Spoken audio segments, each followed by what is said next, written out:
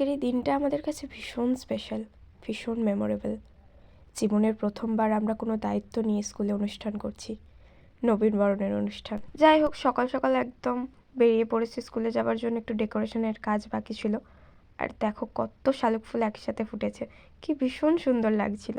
আমরা টাইম ঠিক করেছিলাম 6:30টার সময় স্কুলে আসব, কিন্তু 7টা তো বেজেই গিয়েছিল। আমরা গিয়ে দেখলাম ওরা কিছুটা বেলুন ফোলানো স্টার্ট করেছে সবে, এখনও অনেক কিছু বাকি আছে। তো আমাদের দেরি হয়ে গিয়েছিল বলে ওরা ভীষণ রেগেছিল। তো বলছে চটাপট কাজ করতে শুরু করে দে, বেশি কথা বলিস না। আমাদের তো দেরি হয়ে গিয়েছিল, কিন্তু আমার বেস্ট ফ্রেন্ড রিমা ও এখনও অবধি এসে পৌঁছালো না। মানে ও আমার থেকেও লেটুস।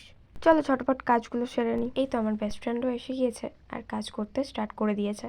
সত্যি কথা বলতে নবীনবরণের প্রতিটা কাজ আমরা সবাই মিলে খুব এনজয় করে করেছি, ভীষণ মেমোরেবল ছিল। নবীনবরণের গিফট হিসাবে কী কী দেওয়া হবে সেটা তোমরা দেখে নাও। तेरा हद है जानिया कसम से सोना सोना इतना भी कैसे तू सोना। তারপরে আমাদের কাজ পড়েছিল গোলাপ ফুলের ওপর। গোলাপ ফুলের কাঁটাগুলোকে কাঁচির সাহায্যে একটু কেটে দিতে হবে। আর আমার হাতে ভীষণ লাগছিল, আমি তো তুলতেই পারছিলাম না। এডি মাসর ব্লক করছিস, ওর ব্লকে আমি না থাকলে ব্লকটাই হবে না। তুই চোখ দুটো যা করে আছিস। হ্যাঁ হ্যাঁ, এটাই আমার বেস্ট ফ্রেন্ড।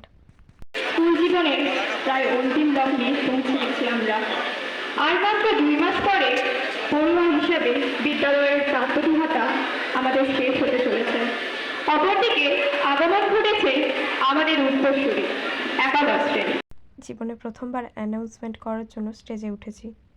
জানি না কতটা কি পেরেছি, তবে নবীনবরণের জন্য আমার এই ইচ্ছাটাও পূরণ হয়ে গেল।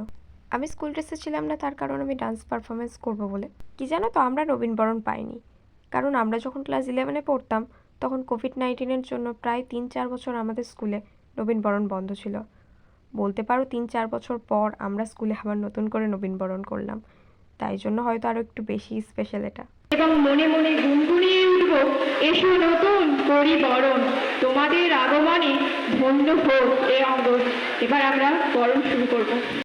আমি যে অ্যানাউন্সমেন্টটা করতে পেরেছি তার পুরোপুরি ক্রেডিট চাই আমার বেস্ট ফ্রেন্ডের ওপর, কারণ এই দায়িত্বটা ছিল তার।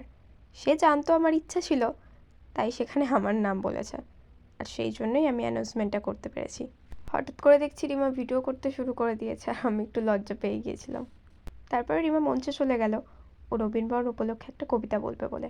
আমি তো ঘুরে ওকে বলছি অল দ্য বেস্ট, কিন্তু ও পাত্তাই দিচ্ছে না। ওইখানে যে মাইকটা ছিল ওই মাইকটা একটু প্রবলেম হচ্ছিল, তাই জন্য ওকে বললো যে এই সামনের মাইকটাতে বলতে। তো আমি ওকে দেখিয়ে নিচে নেমে গেলাম। কবিতার শেষে মেয়ের মুখের হাসি দেখো শুধু। আমাদের অনুষ্ঠান শেষ হতে হতে প্রায় 4:30 মতো বেজে গিয়েছিল।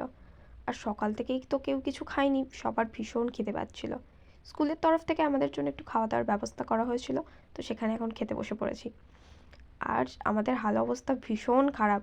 মানে ওই যে 6:30টার সময় স্কুলে আসা হলো, তারপর বাড়ি থেকে জাস্ট একটু রেডি হয়েছি, মানে আমার রেডি হতে ওই 1 ঘন্টার মতো লেগেছে। তো আবার তারপরে চলে এসেছি, আর তারপর থেকে ওই যা স্কুলেই আছি 4:30 অবধি। মানে ভীষণ অবস্থা খারাপ। যাই হোক, আজকের ব্লগ এখানেই শেষ করছি। ভালো লাগলে লাইক করে দিও।